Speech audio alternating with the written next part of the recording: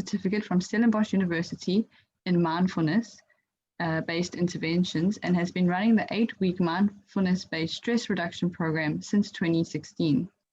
So Julie has also been coaching leaders, managers, and emerging managers on UEL's Senior Leadership Development Programs, Management Development Programs, and Emerging Managers Programs for the past 6 years.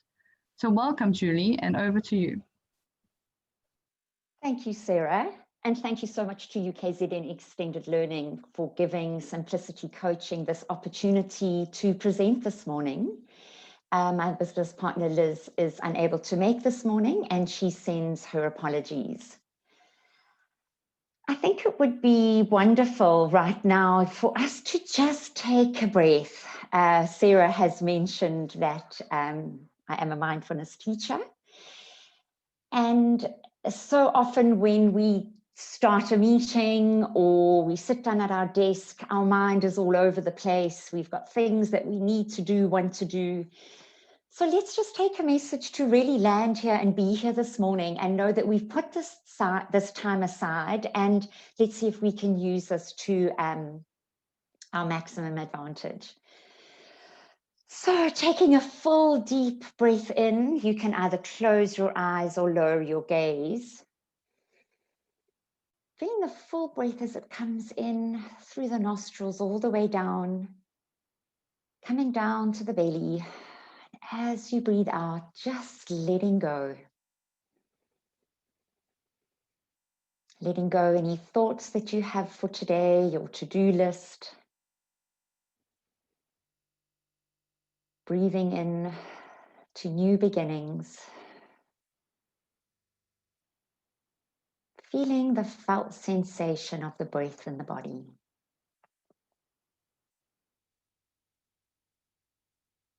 As this breath comes in and as this breath comes out.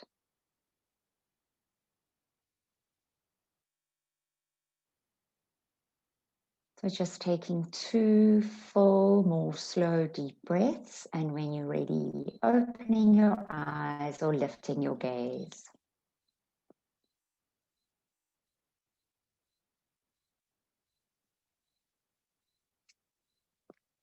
So a very warm welcome to all of you. I see so far that there are 71 participants on this webinar call this morning, and that's really exciting. So thank you for being here this morning.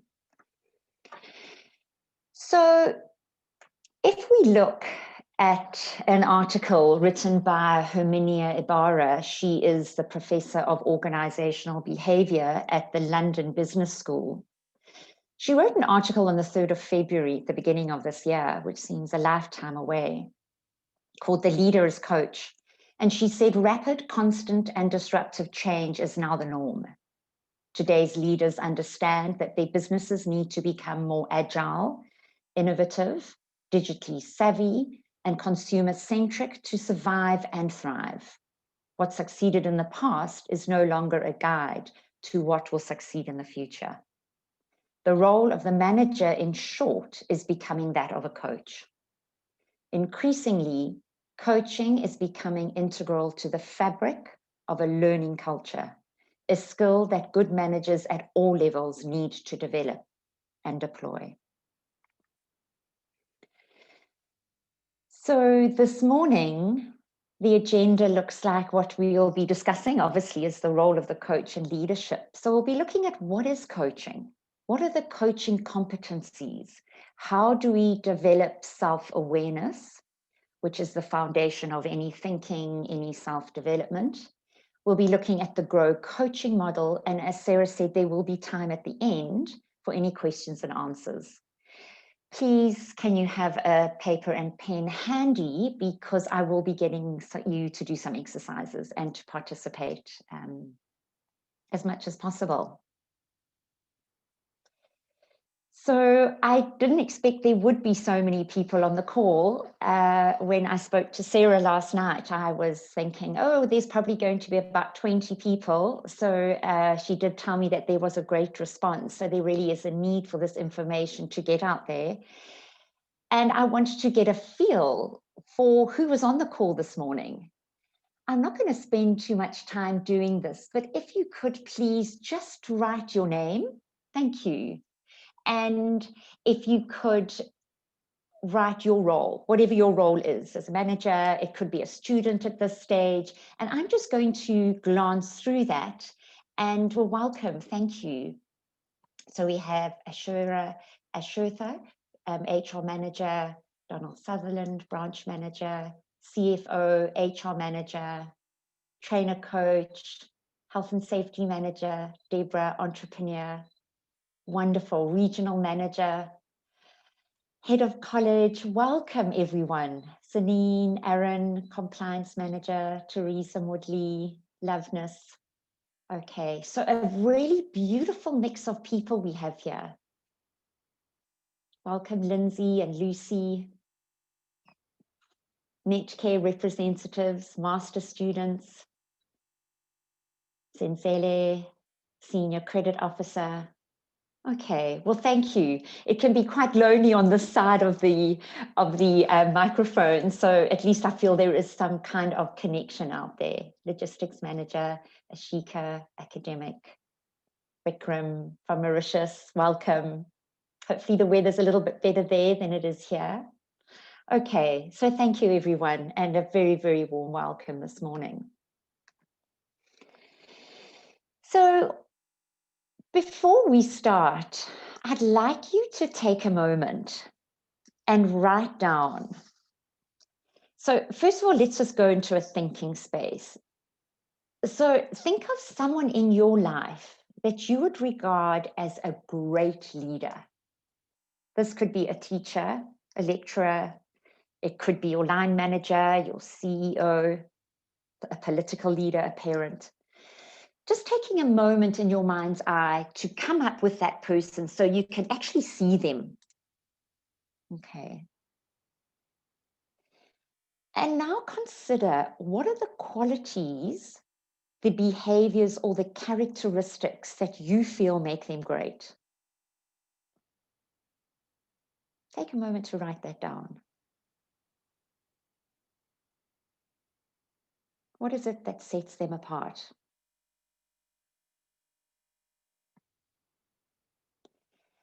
If you're battling to find out exactly what the characteristics are, you can bring to mind a leader that you consider is not great. You can think of those characteristics or qualities that, in your belief, does not make them great, and then you turn it around to a positive.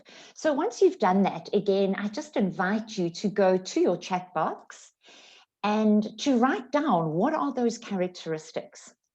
What are those behaviors that actually you feel make them great? So I look forward to hearing what you have to say. So again, just putting your answers there into the chat box.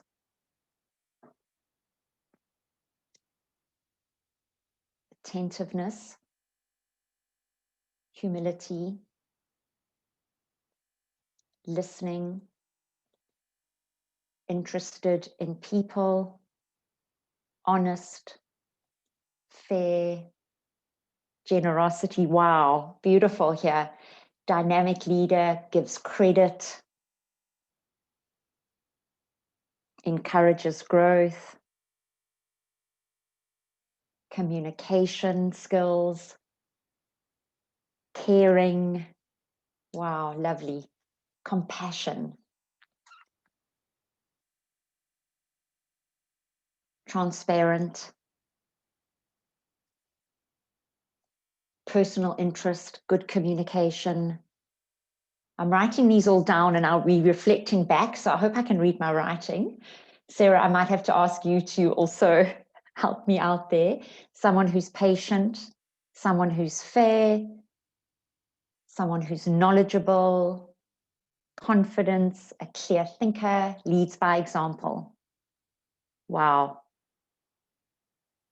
Dynamic, polite, kind, truth. Wonderful, thank you. People-centric, agile, good listener, walks the talk, growth mindset, good listener. Okay, thank you. Really lovely characteristics there. Okay, so let's look honest. Thank you. Carry on keeping them in. I will be referring back to those. So we're going to be looking at what is coaching. What do we mean coaching as leader? So Sarah's now going to be putting up a poll to ask you, first of all, do you know what coaching is? If you could just reply a yes or a no.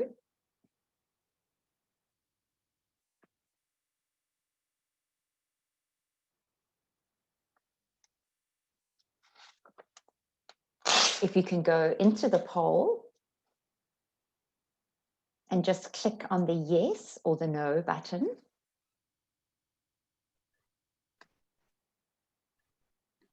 We have about 80% have voted. Okay, lovely.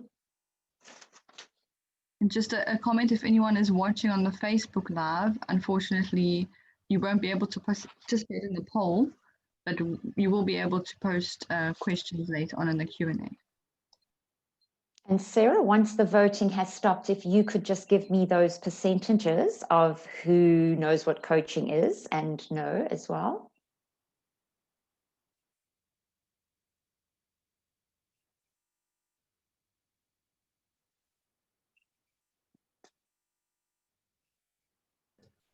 I think we'll give it a 5-second countdown. We've got 87% voted. So 5. Great, thank you.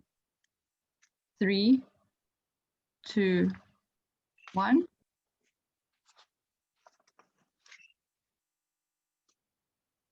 Okay, so we have yes, 84%, wonderful, and 16% is no.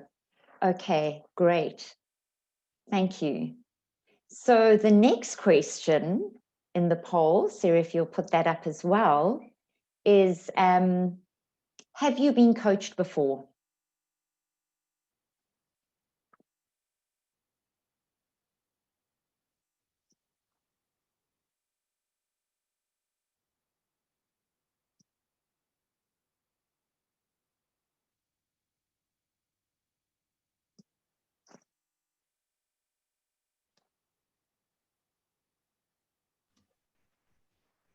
So 82 have voted.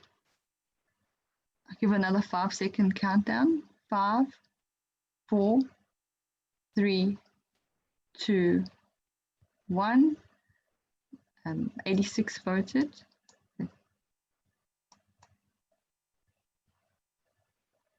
59% have been coached and 41% haven't.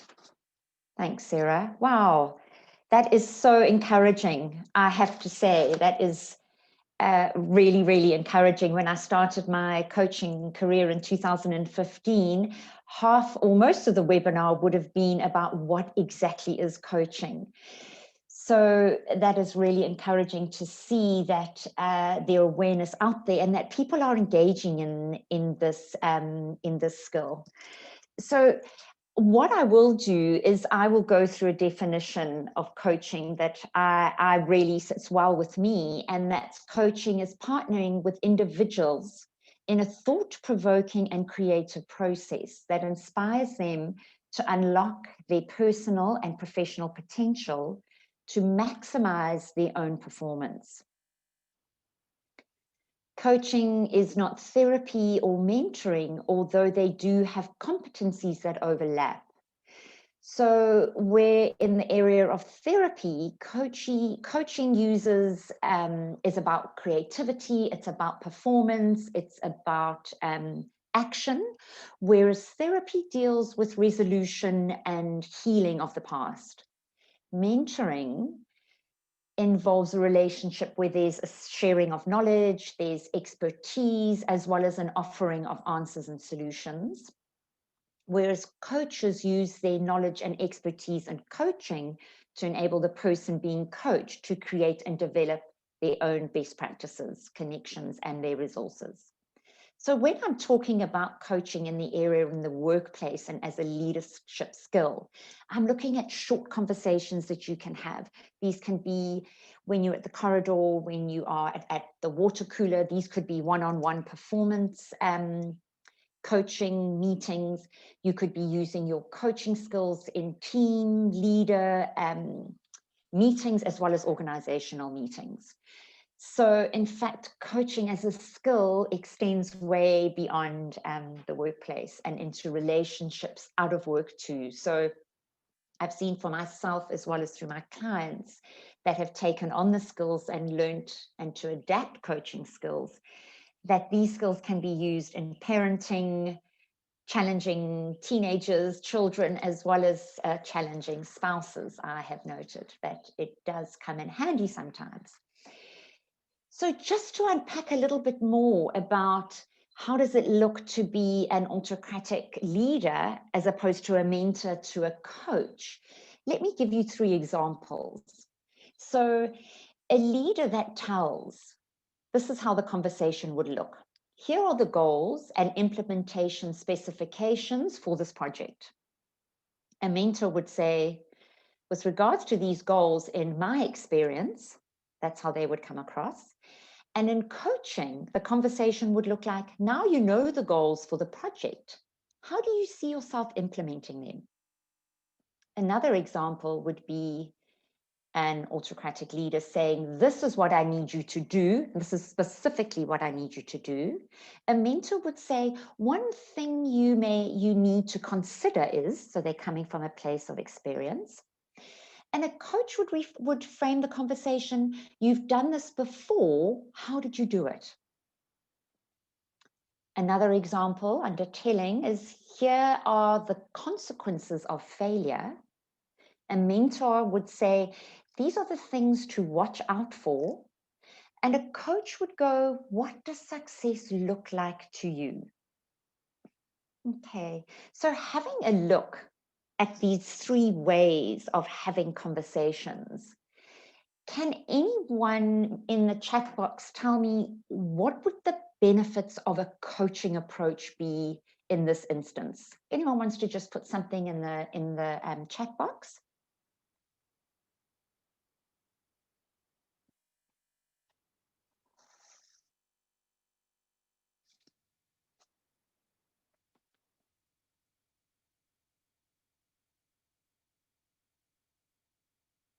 Okay, so if I can, okay, coaching is more open. Jared, thank you. It's more open to new ideas, growth and understanding of personal goals. Cooper.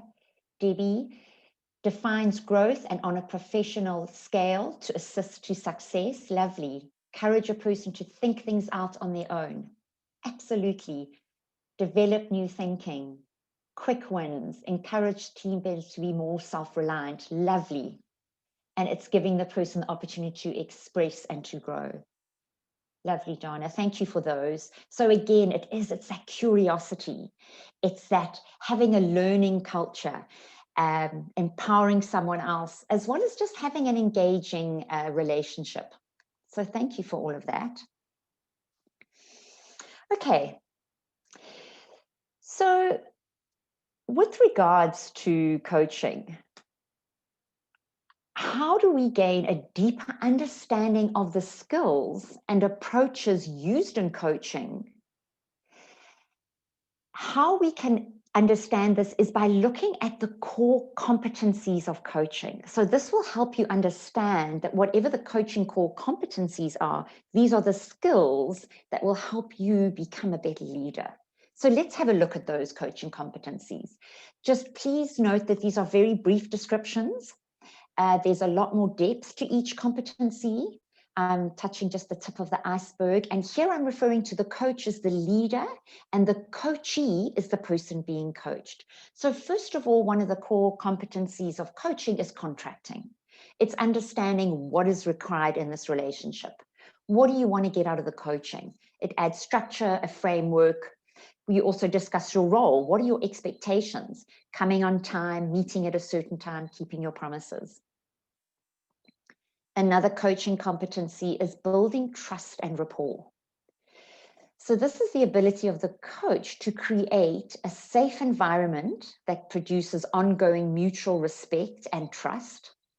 And it's where the coachee feels comfortable talking about their mistakes and learning from them. Obviously, this means confidentiality, again, keeping promises. Building trust is something that can take a long time and is very, very quick to destroy. It takes time, and it's through behaviors that we can see we're building trust. Coaching presence. Now, this is a lovely word because there's a feel to it. It feels that you have that person there that's actually with you and present and in the moment. So coaching presence is the ability of the coach to be curious, to be open-minded, to be calm, and to be supportive instead of judging. So you're looking at this person with curiosity. They have this potential inside them. What is it about them? What can I learn from them? So by asking questions, even, well, the coach, you transferring knowledge as well. We learn so much from our coachees. You'll find that these competencies do interweave. So active listening, active. So it's not just passive. You actively, it's the process of living, of listening attentively while someone else speaks.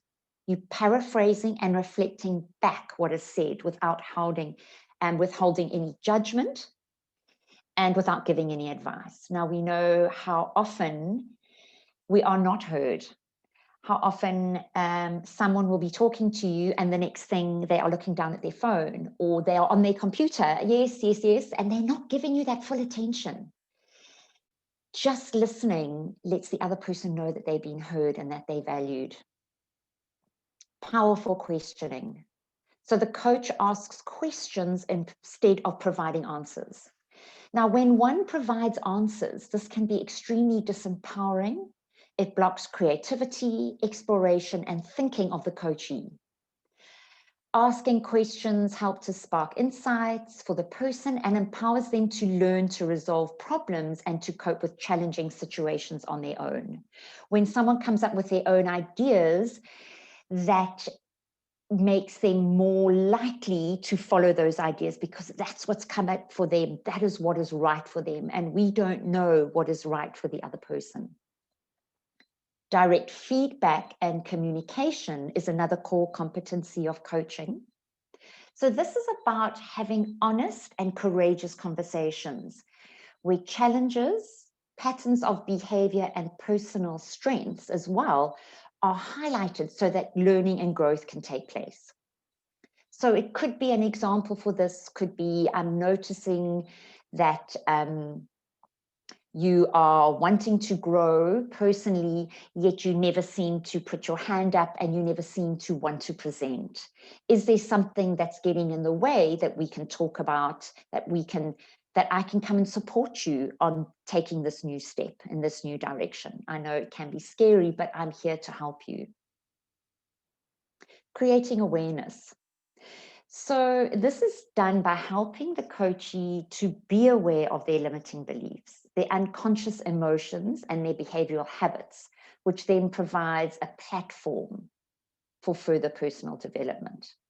So a limiting belief could be that I am in a meeting and that if I ask a question that might seem a bit silly and that I don't know the answer to, I feel that if I ask a question, I'm going to be thought of that I don't know my work.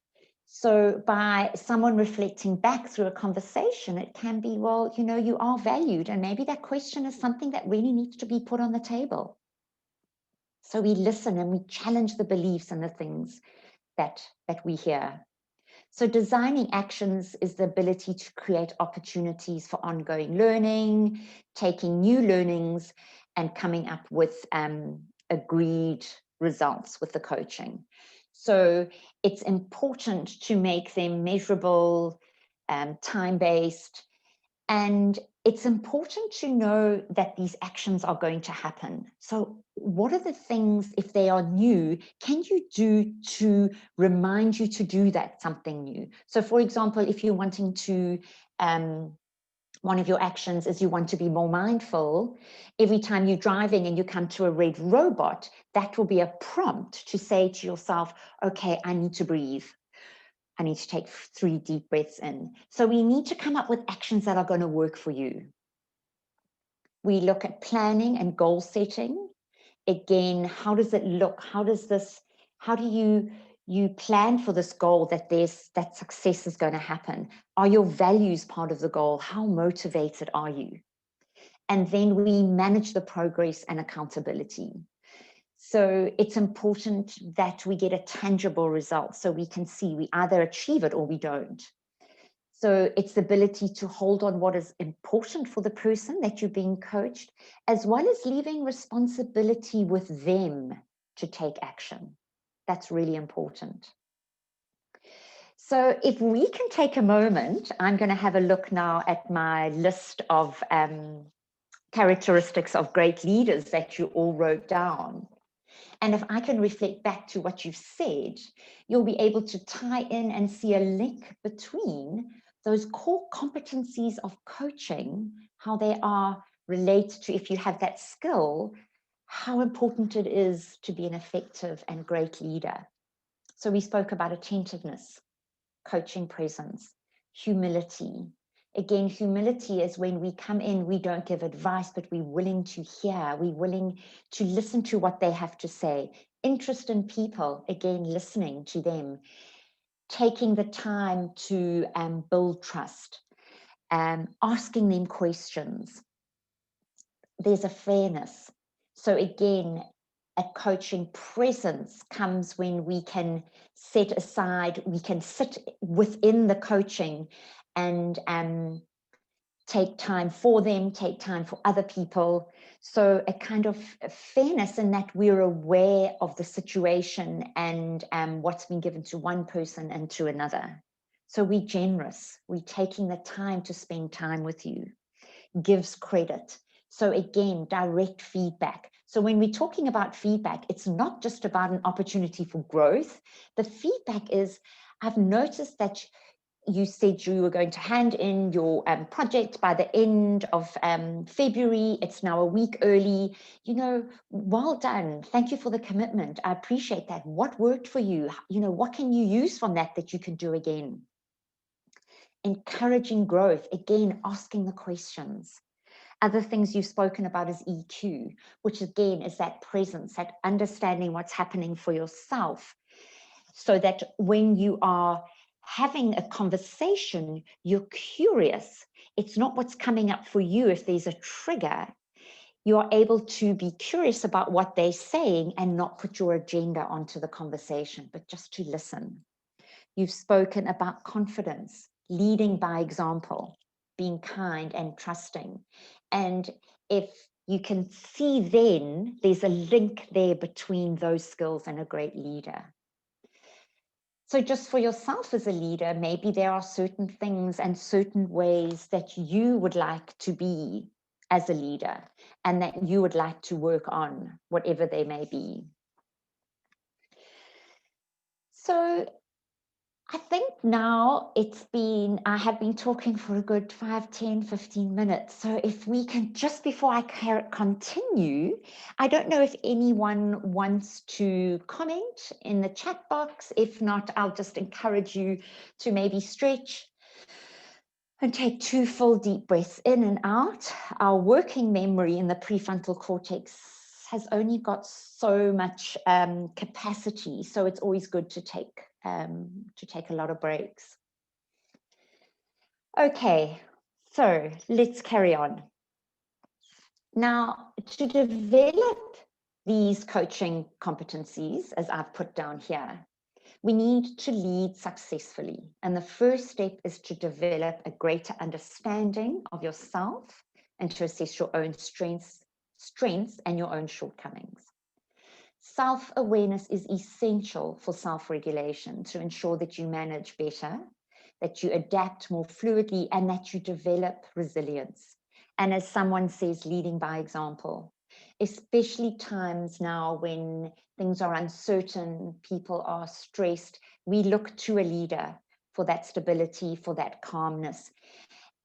So it's all very well getting this out of our coachee, but it needs to come from a platform of our own self-awareness and our own personal development.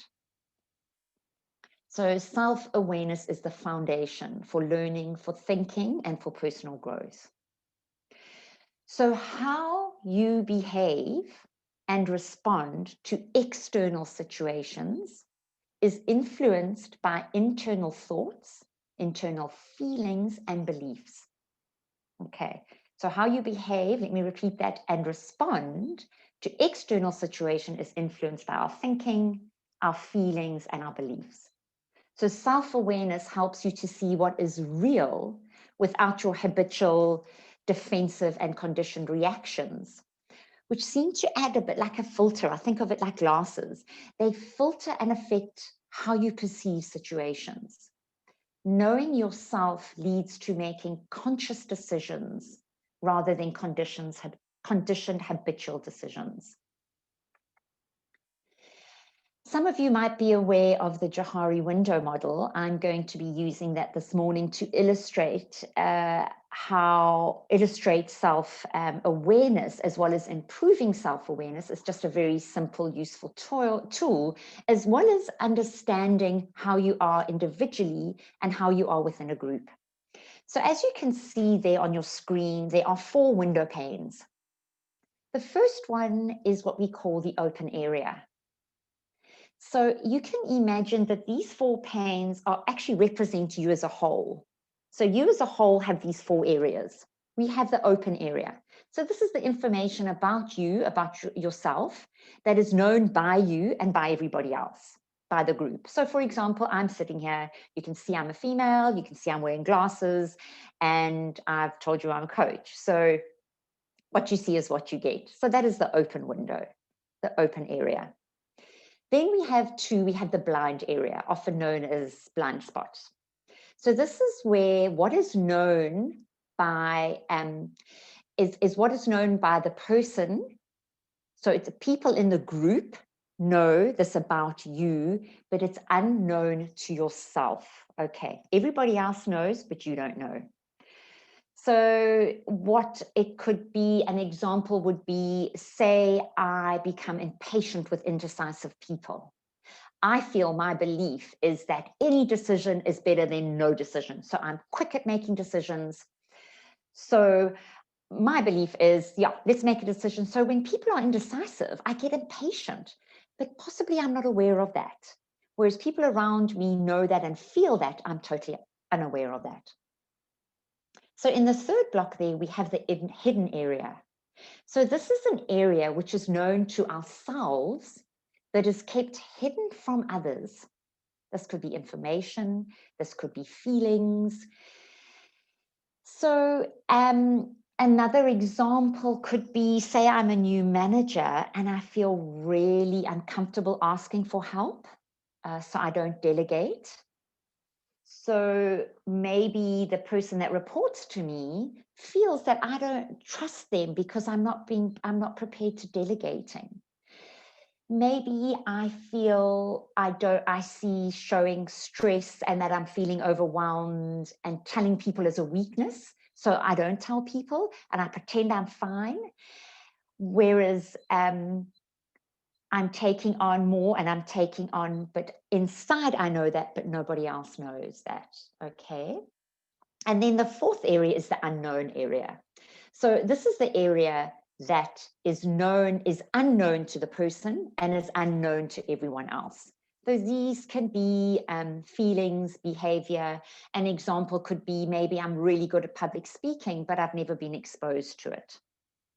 Okay, so the aim of this goal, or what we are wanting to achieve here, is that open area in block 1, which is known to self and known to others. We want to develop and open that pain, as you can see what's being depicted by the dotted lines there. When we start to work in this area with others, we are more effective and more productive. People in those areas are also more productive. This is a space where there's good communication, cooperation occurs, there's less mistrust, there's less confusion, less conflict and misunderstanding. So by increasing this open area, we are increasing our self-awareness. So let me just explain this a little bit more.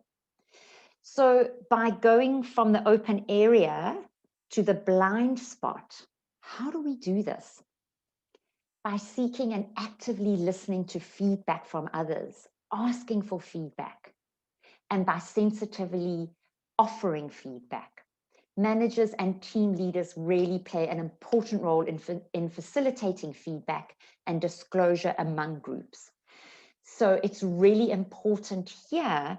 That is how we learn. When I hear that I'm becoming impatient with someone just because they can't make a decision, when I understand that maybe there's other people, I have a conversation and they say to me, well, I actually need to really think about this. I need to reflect before I come to a decision. So that's how we grow. How we can go down into the known to self and unknown to self. So we start moving into the hidden area, and that is our willingness to disclose information, to say to a colleague, I'm not coping, I'm overwhelmed, please can you help me? Okay. We can ask people about themselves, we can get to know them. So in an organization or a team, an ability that is underestimated or untried through lack of opportunity or engagement, we'll see in that area of unknown, once we can push and support the people on our team, they'll start to maybe stand up and present and notice that they're good at public speaking. So we start to explore that area as well. So if we can just take a moment, and I'm going to do a very quick quiz with you. It's a self-assessment. Let's just see how self-aware you are. So what I've done is taken core leadership skills combined with core competencies of coaching, and I'm going to be asking you on a piece of paper just to very quickly rate yourself. So please rate yourself on a scale from 1 to 10, where 1 is very low and 10 is outstanding. Okay, so on an average day, how do I rate my ability to be aware of my feelings and thoughts and contain, manage, or express them constructively? Just briefly, whatever comes to mind, write a number. Number 1, 8, 10, 1, whatever it is. Of an average day, how do I rate my ability to take proactive measures to create a positive working environment for my team?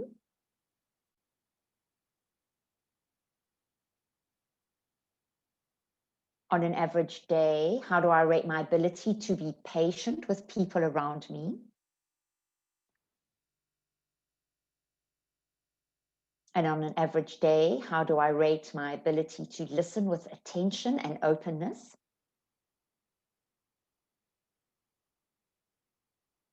How do I rate my ability to seek first to understand, to ask questions and explore other perspectives?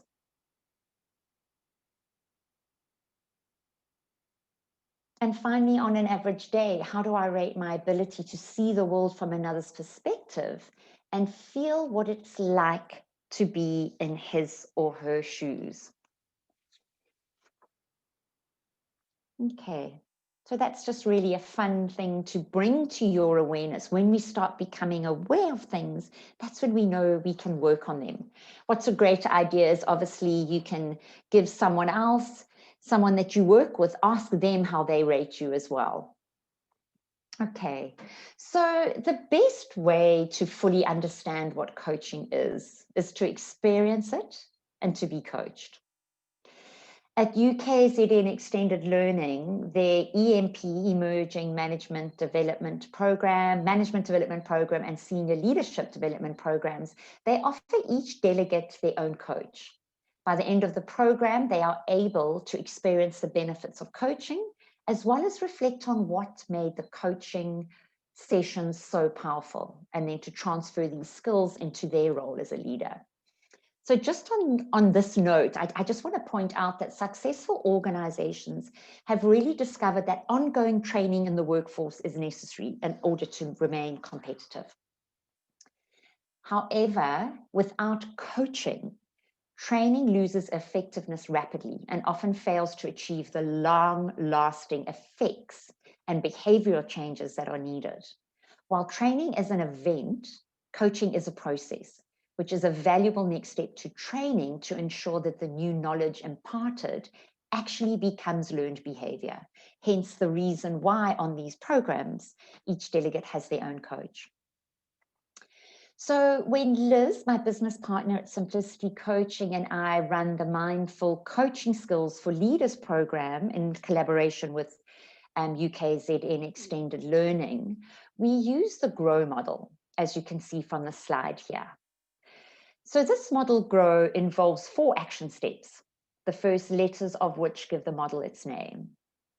You'll find it's easy to grasp conceptually, but it's harder to practice than you can imagine. It requires training yourself to think in new ways about what your role and your value is as a leader. Okay, so let's have a look. The goal. What do you want? Often can be quite a big question. But if we're having a coaching conversation, it could be, what do you want in this coaching conversation? It provides a framework for the coaching conversation and to keep you on track. The R stands for reality. What is happening?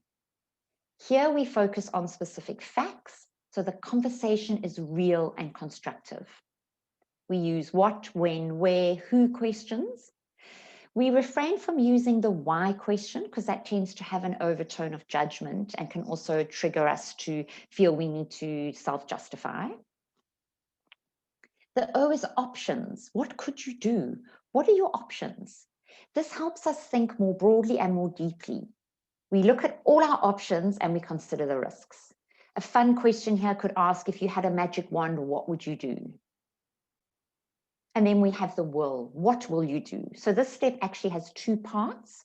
It's what will you do with regards to a specific action plan. And then the second part is, what is your will to act? So on a scale of 1 to 10, how motivated are you to achieve this goal? Okay, so it really is very simple. I'm going to give you an example so we can go through how this coaching conversation would look. Okay, so we would have set up a time and place, and we would be sitting together, and I would say, so what is it that you want? And something that I'm finding that's coming up more and more in my coaching clients, especially in the uncertain times, is I want to feel energized at work. Okay, so what is happening now? What's currently happening? Okay, well, I'm constantly feeling tired. I'm feeling unmotivated. A lovely question here just on the side is the what else? So that prompts further thinking. Okay, so I'm not meeting my deadlines. So what else? I'm working late. I'm working after office hours. I'm spending less time with my family. It's making me sad. So what else? Well, I'm not sleeping well because I'm constantly worried about work. So as you can see, we are thinking, we rethinking, we stating the facts, we digging deep. This can often be a very scary reality check. We also can learn in this opportunity. So before, when you felt tired and not energized at work, has this happened before? What worked for you? What didn't work? So there's learning always coming out. So options, what are your options? Okay, well, I could start by saying no to work that I take on. That's not part of my role description. What else? Well, as a manager, I could delegate some of the tasks that I do. What else? I could leave my job and do something that I've always wanted to do. Oops, okay, let's do big sky thinking. Let's think of different things, the magic wand. So again, we're looking at the risks. This is really an opportunity to step back and look at your situation with new eyes. And then we look at, well, what will you do? Okay, well, possibly I can improve on my delegation skills. Okay, well, let's get, what will you do? What exactly will you do? Well, I could research delegation. I could ask my line manager. They're really good at delegation. Okay, so what exactly will you do? Okay, so by the next time we talk, I'm going to have delegated one task to an appropriate person by the next time we speak. And then I ask, well, how motivated are you? Wow, I'm 8 out of 10. If I can take the workload off and empower someone else to do the work, and for me to show them I trust them, that's going to have a knock-on effect. So really, as I've said, it's an opportunity to think, reflect, learn from the past, work on what's learned from what's worked before, coming up with your own answers and your own actions. Okay, so now it's your turn. And I'm going to ask you to sit, I'm sure you already are, and take a piece of paper. And I would like to ask you, what do you want? Okay, just answer that as simple as possible. This is fun. Don't have to solve the problems of the world. This is just an exercise to give you a bit of a feel. What do you want?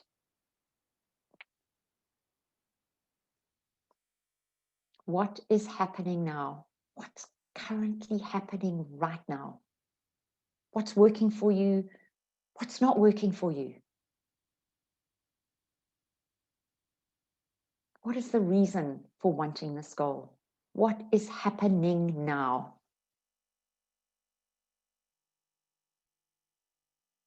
What else?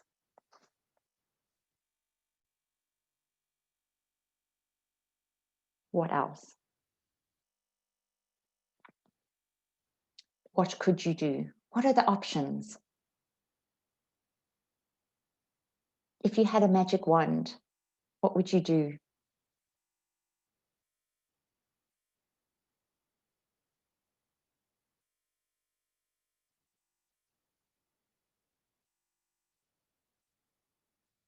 What else?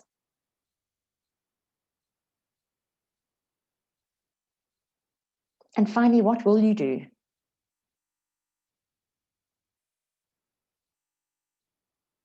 Making it tangible, measurable.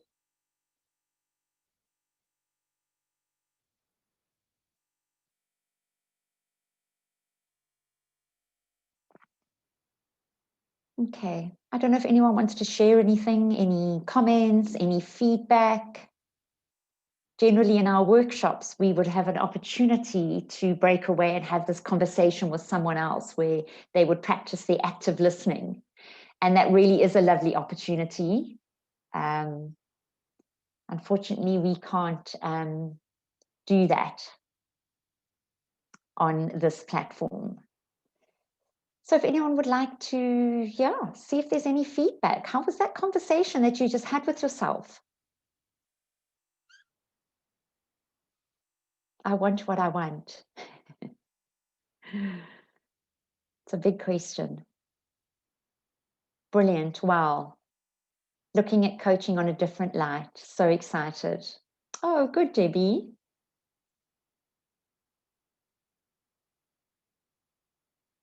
It's a wonderful question just to also ask and try it out with the family.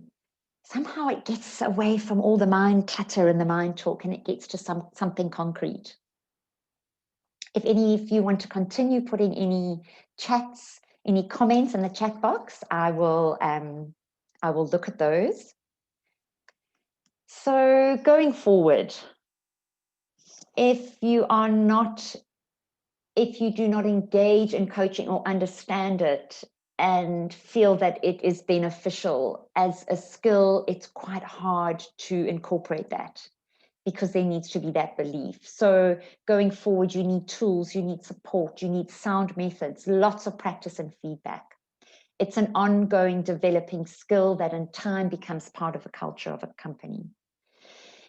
You can increase your self-awareness through journaling, mindfulness, art, play, personality tests, engaging with life. You can have individual one-on-one coaching and also go on a mindful coaching skills for leaders program with UKZN Extended Learning. And if there is anything else that you want to know, please contact us. You can contact Cindy or Venosha. The details are there. And finally, I'll be offering 2 45-minute coaching sessions for free if you'd like to explore coaching further. please could you contact Nkosi if you'd like to take up this opportunity. And there is her email address, ntshasen1@ukzn.ac.za. And I've realized that it is now 5:02. So there's an opportunity now for any questions that you may have. Just a comment that it was the first, is it the first 2 that email Nkosi get the coaching sessions, Julie? Sorry, Sarah? Is it the first 2 people that email? Yes, yeah, absolutely. Thanks, Sarah. So it's the first 2 people that email Nkosi. I'll be offering so it's to 2 people, and it's 1 45-minute coaching session for free, which I'll do over Zoom. Thanks, Sarah.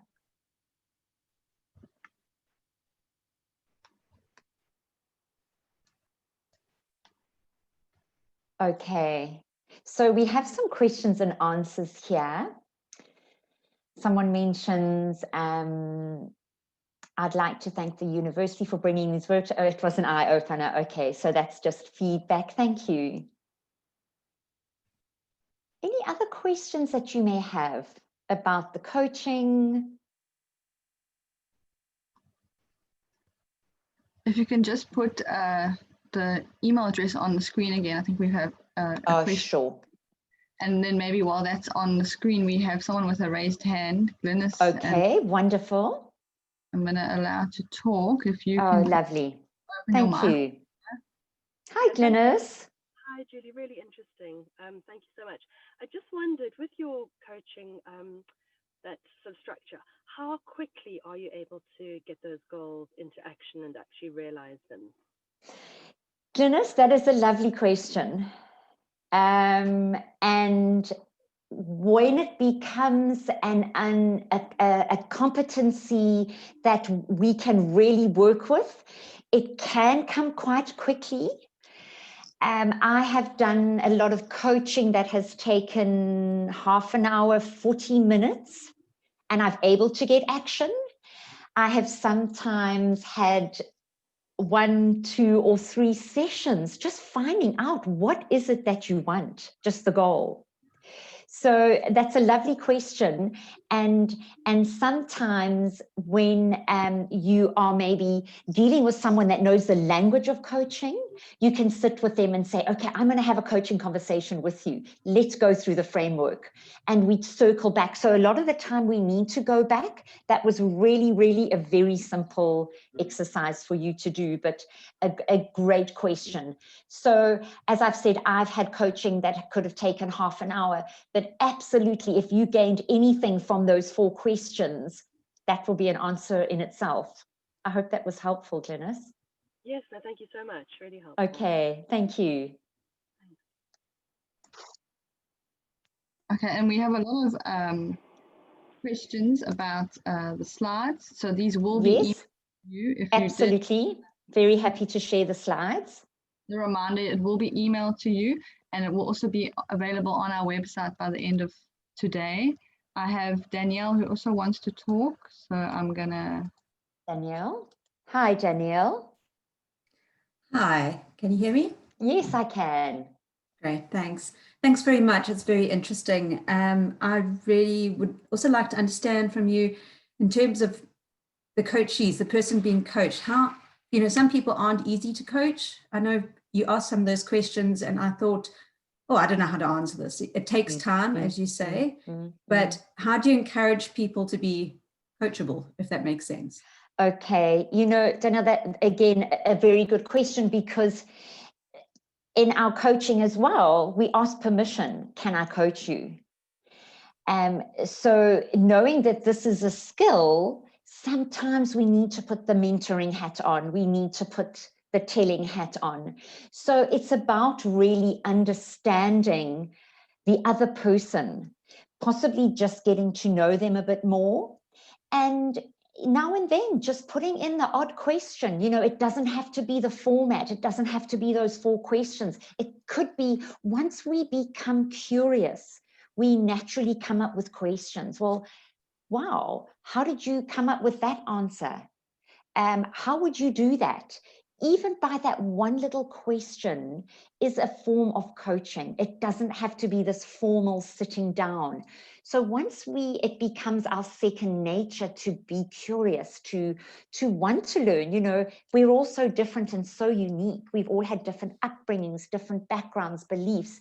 When we start asking those questions from a place of curiosity and learning, we're already coaching. So it's really getting that coaching skill that it becomes second nature. But definitely not everyone is open to that, and asking permission is important.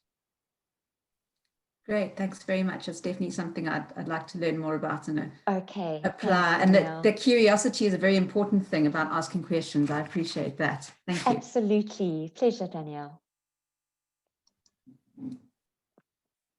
We have a lot of comments just saying thank you for an informative session. That's from Teresa Devi.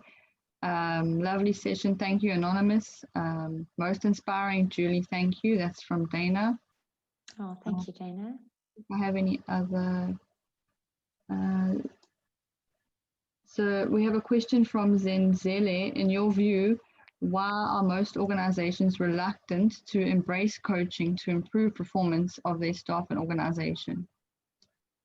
Okay, so Zanelli, that could be, I mean, I would be very interested to know specifically which organizations. So what I'm noticing is that organizations are definitely bringing in the coaching element. Coaching, if you do not know it, and until it becomes an ingrained skill, can feel like it's the long way around. Sometimes we feel it's just easier. It's just easier to tell someone what to do. So it is a skill that needs to be ongoing. So why the organizations are resistant, it might be quite interesting to look at, you know, is it a finance thing? So I'm not really able to answer that side, because I think more and more people that are being coached are seeing that it is advantageous. So I don't know if you want to speak more, Zenzele, about that. You know, at this time, as I'm talking, I'm thinking as well, is unfortunately these are tough times. People are possibly looking at training, they're looking at coaching as going, oh, it's a nice to have. It's those people that haven't experienced it. And maybe that could be coming in the way. And sometimes that's what falls to one side. But as we know in this time, if we have the support of our manager, a leader, to help us grow and to deal with what's happening, just the uncertainty that we're going through, having a coaching conversation can help us have transparent conversations. So that could be one of the reasons why they are resistant, is because of a financial situation. And until you've been coached and know the value, sometimes it's just a decision that companies are making, and I think especially now. So thanks, Zenzele. Okay, we have a lot of other things coming through, so I'll just read through some of the comments. Debbie says thank you, so enjoyed the session. Brian says thank you. Julie, calm, clarity, most helpful. Prof B Maharaj, thank you. Ship, thank you, Julie, very inspiring. From Donald, thank you very much, Julie, most informative. Leo says amazing session. Schools should have this as a skills subject for the youth. Absolutely, Leo. Sorry, I agree with you. I do have a raised hand from Dr. Ramesh. I'll allow to talk. Thanks, Dr. Ramesh. Yes. Hello, can you hear me? Yes, I can. Go ahead. Okay, thank you. Julie, I want to say that this workshop is really exhilarating, very wonderful. I am a former teacher from a primary school and a high school. And now that the COVID-19 has taken the schools by storm, have you reached out to schools? Because I know as a former teacher, when I left the schooling arena, it was in a state. I think our learners and our teachers, principals, HODs, I see one of your, one of the guys, they mentioned something about school, but I just want to elaborate on that. Are you reaching out to schools? Because schools are the basis of knowledge. They are, and as I mentioned, COVID-19, learners are not going to school every day. They are only going to school when they're asked to. And they need this coaching. They need a mentor. They need a role model. They need somebody to be on their side. And the learners, some of them are crying out for help. Even teachers, they are inundated with work and so forth. How is your program going to be helpful for them? Because as I said, the school is a basis of knowledge, and from the school emanates everything else. Absolutely, Ramesh. That's a lovely question, and thank you for bringing that up. I have a coaching colleague who goes into the schools and is able to do Zoom coaching sessions. It's not my area of expertise, so I have not been involved in that, but I do know many people that are bringing in mindfulness, online mindfulness, and it is definitely needed for these people that are feeling so alone and uncertain to have someone that will just listen to them. So I so agree. If coaching, and I do believe that coaching is going to just be a skill that's part of learning in school. You know, we have what do we call it? Personal development, OR, I can't remember the name, personal development. And I really believe that it will be part of the curriculum. So yes, it is very much needed. Learners need to be heard. They need to have empathy. They need to be asked, how are they coping? So as I said, I do have a colleague that is in the process of doing that. She runs courses in schools, but it is something we need more people going out there and doing that, being able to do it on Zoom, because you can do it on Zoom. You can get groups together that can integrate and have a Zoom meeting. But absolutely, this is a skill, that it's a life skill, having these, being able to, when you look at those core competencies, it's really something that we all should be working on. I don't know if you want to add anything else, Dr. Ramesh, at all? No, I think you have covered. That's all I need to know. The subject that you're talking about in school is life orientation. Thank you. I knew there was orientation and something life orientation. Of course, I loved life orientation. I think it's wonderful. Thanks for that. Thank you. Julie, I don't know if you could put that slide up with the contact details for Cindy and Venosha. Yes, of course. I'm going to read through a final few comments, and then we're going to take one last question from Samaya. It's just that we are running out of time. So if there are any other questions, you're welcome to email Cindy and Venosha as well. Yes, please do, and I will get back to you. If you email them, I will definitely answer your questions for you. Okay, so just some of the comments. Meldon says, thank you, very informative. Monica says, thank you so much for practical and informative presentation. Ikanda says, grateful, thanks for your informative session.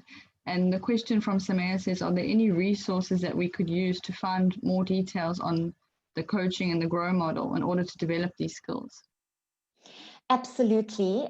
Even by putting in those into Google, you definitely can get a lot of information from the internet. There are some really good books as well.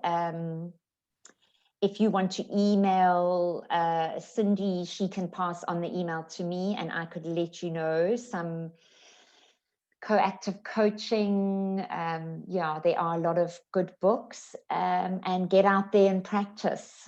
That's the best thing. Find someone to practice on.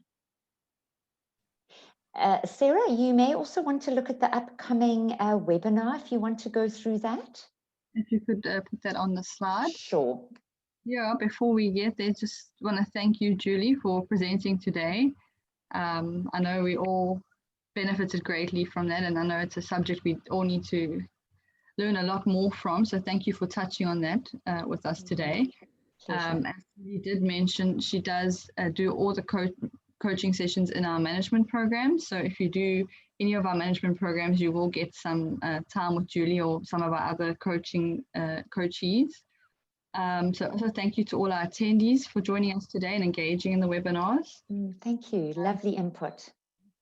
You could just put that last slide Sure. and then, yeah, so this is our upcoming webinar. But just before we go there, I just want to mention that we will be sharing the video and the slides from today. It will be available on our website by the end of today, but we will also be sending out a direct link to this once it's ready.